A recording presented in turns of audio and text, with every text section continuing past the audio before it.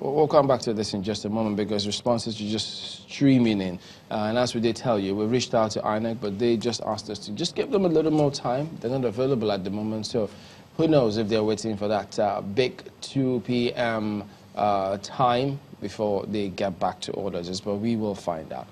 Okay, so we can switch back to our studios in Abuja, I reckon. And so well, it's one of the things that Larry said, which would give anyone a bit of a concern, is that we don't know what the mood of the people would be when they eventually wake up to the reality of the fact that the elections are not holding. And then you also heard him talk about the fact that the information needs to go to the hinterlands. You know, I kept talking about the hinterlands. That's if he hasn't gotten there already. That's the thing. It's not that. I mean, it might have gotten there. Announcements happen within 2:30 and 3, according to something he told us. So the likelihood of the information getting to the hinterlands that quickly, I don't know. This is what time? It's just past 8 o'clock. So that's something else that I think you know, INEC would have to contend with. And that's one of the things that Larry mentioned, which is something that should also give one a bit of concern. I'm also worried about, I mean, INEC's budget. Are they going to need more money, or do they have it all covered this one extra week? Well, if you remember the kind of back and forth that greeted the budget from the INEC to the federal government to the executive arm of government to the legislature and back. I don't know if we're going to have to go through the same thing again. But we'd like to hear what you think out there. If you can, tweet at us at Sunrise CTV. You woke up to the news. How do you feel about it? Yeah, that would be nice to hear. You may also wish to send us an email, theverdict@channelstv.com. Why are you chuckling? I'm just someone prepared to say the DM. Because, well, I mean, if you still have your PVCs, you're still going to be able to vote next week. Yeah, this is definitely disappointing. I mean, it's like postponing the wedding on the morning of the wedding. It's really very, very heart-rending. And you had to make that comment about the fellow who was looking forward to a Tuesday examination. Yeah, they need to go back there. Pick up your books and go back and read, because you know, that's the thing. They need to have been like the Boy Scouts. You know, always be prepared. But as some of the guests have highlighted here, if it's the second or third time, and we shouldn't be doing this. But we need to pose those questions back to them, because, all right, Owl was talking about how he was suggesting that there might have been some sort of invincible force. Invisible force. Invincible force. It's the same accusation that the APC, threw. The same accusation that the PDP threw. As a matter of fact, the campaign of the opposition is saying, "Hey, is the voice of Esau, hand of Jacob, or vice versa?" I don't even know. Because don't forget, as at three weeks ago, or 4 weeks thereabout, when we had some guests in our program in the morning, and some of them kept on saying, look, well, that's if the elections will hold. And we thought, what are you guys talking about at that time? So they had the hunch. Some thought that, oh, wait a minute, is this election really going to hold? Because the way we've seen some political parties and how they're going about this, they were not exactly sure. And at that time, some thought they were being alarmists. Some had said, I mean, they had said that because they felt some of the things and the guidelines they didn't agree with. They felt that INEC didn't consult them. I mean, these are some of the things that they put forward. But you would think that, you know, now this has come is perhaps in their favor. But how much change can they do to the guidelines a week? Well, interesting, but let me get back to Awal Musa. He's Executive Director for Civil Society Legislative Advocacy Center. You did suggest that there might have been some invincible forces, but the statement that INEC put out, they attributed it to logistic challenges that they had, even though hopefully when they do have their meetings, we would like to see some more specifics on this one. Nothing was ascribed to security, unless of course they could say yes, we may actually also refer to security at some point. But in the commentary, the release that INEC has put out, was there any reference, do you think, invisible or otherwise, to security?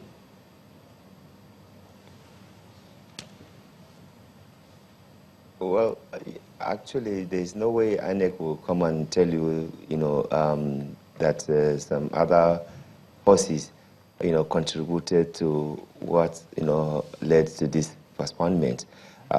It's only, other stakeholders outside INEC that, given the fact that we've been, observing, action and counteraction of other forces, and then the failure for other institutions to also deliver, that you could, definitely make this insinuation.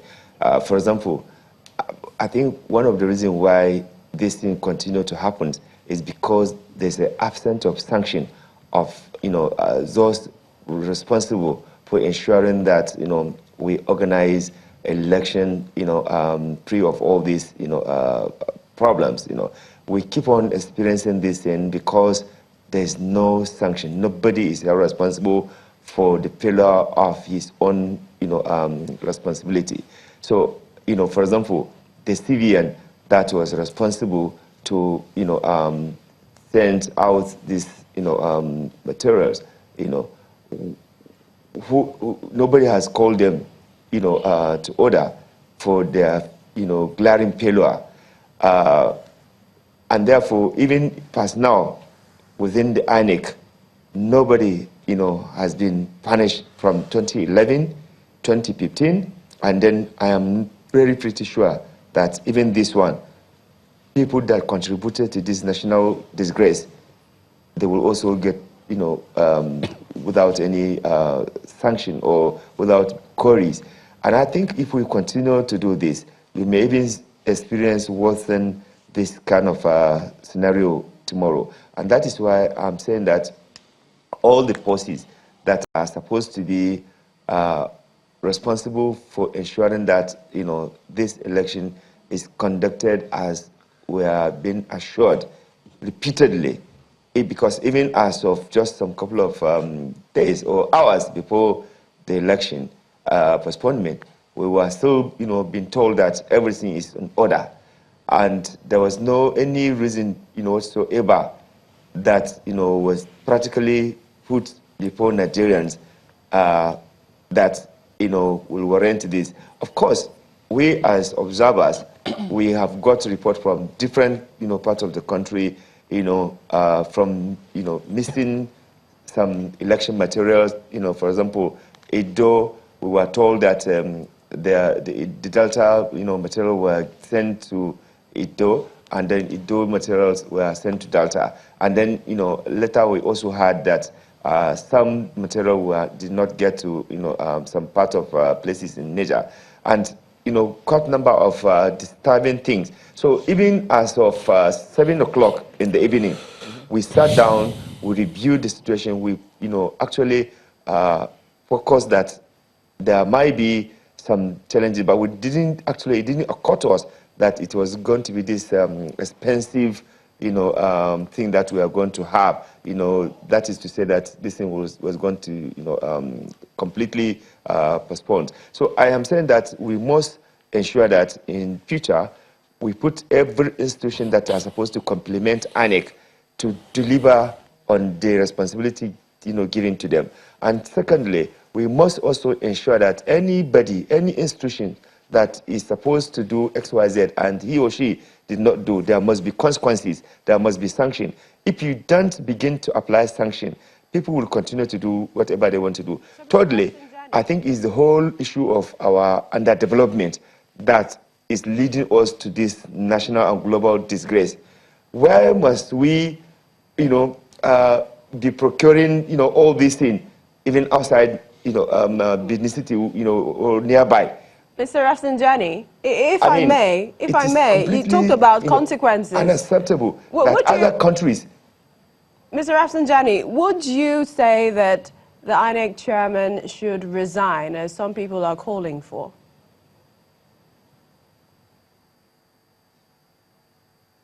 Well, like I said, it's not really the INEC chairman. Like many Nigerians have believed, the failure of some of these, agencies to complement INEC to carry out this thing in a manner that we would be able to, have free hint on this logistic is their own fault, and he has no control over them. So I don't think it is really about the INEC chair. But I think, you know, different institutions that are supposed to complement INEC to do, you know, a free and fair, credible, successful election, let me jump you in know, there and ask you, that, Mr. you know, did not just my do apologies, what they're because supposed to do. when you because, say that, you know, I mean, it has to INEC do is with, not, I hope you INEC can is hear not me. a CBN. When you say, INEC is not road workers transportation. can you just hang on a bit? When you say that it has to do with the whole issue of our underdevelopment, we don't understand what that means, because number one, INEC had 4 years to prepare for this. They gleefully at the time announced timetable for elections way beyond this period. They repeatedly told us they were going to be ready. They had a budget of about 143 billion naira approved by National Assembly. As a week or even as a 24 hours, they didn't announce it. So what do you mean is the whole issue of our underdevelopment? Yeah, because everything is about procurement. You know, everything is about contract. You know, if you are properly developed as a nation, you think this national and global embarrassment will happen? No, because this cannot happen, you know, in Europe. This cannot happen in the US. This cannot happen even in Asia. You know, it is just because the whole, you know, lack of capacity and the, you know, the trust, you know, even nationally, to procure some of these things. Why do you think, you know, we have to go and be procuring all these things, you know, abroad? If we have internal capacity that can be trusted, you know, it is the failure of the fact that we are not you're able absorbing INEC of any blame procure all whatsoever. these things, you know, internally, or to do it, you know, within the time framework that, you know, is agreed to do that. Because I don't look, even Ghana cannot go on. We have been observing and monitoring election across other parts of the countries, you know. So there's a couple of the fact that underdevelopment is part of it. Also, the fraudulent procurement process. All right, Mr. Rafsanjani, let me bring in Mr. Amadi on this one. Just hang on. We'll hear you on that. So, but Mr. Amadi, well, from Mr. Awal Musa's submissions, he's absorbing INEC of all of this, talking about attendance factors. Do you share that view?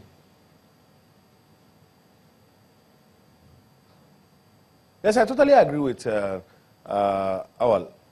We cannot downplay the factor of underdevelopment. It simply is very critical, very critical. Where you have to make procurements. Let's take, for example, the card readers that I mentioned. If we were a Mr. Amadi, let me just ask straight away. Just a minute. I hope you can hear me, because 10,000 in the notice and the commentary that INEC made, they didn't say that it was because we had to procure equipment from somewhere. That's why we're postponing the elections. That's not the reason. So where is all this coming from? Chamberlain, the issue of logistical or operational failure, it's a compound, you know, word, which needs to be broken down. And I think the breaking down of this thing, perhaps it will happen by 2 p.m. But we are telling you, as people who are on ground, our organization has deployed over 2,500 observers all over the country. We're saying that when you're looking at the immediate causes, you also look at the remote causes. And some of the remote causes, which Awal was trying to knit together, was where you have to talk about you need to procure. And don't also forget, because you mentioned in analysis that, oh, you had a budget. When was this budget signed and approved? You had a back and forth between the federal government and the legislative, and finally it was approved. When was money released to contractors? And the contractors had to source many of these things outside the country. As I speak with you, go to the different nations' airports, ports. You have INEC materials that are just coming in for the elections, and the contractors are telling you, we received money late, we had to source these things, we had to go out. That is the issue of underdevelopment that Awal was talking about. If you're a developed client and your card readers are messed up, what do? You have manufacturers in your country where you just ask for these things to come. Okay, but Mr. Amadi, thank you. I think that the issue of logistics let me bring in Mr. Samson Itodo at this point. Mr. Itodo, let's factor in technology here. If we had deployed technology, if it was electronic voting, for instance, do you think we would have had this kind of a situation on our hands?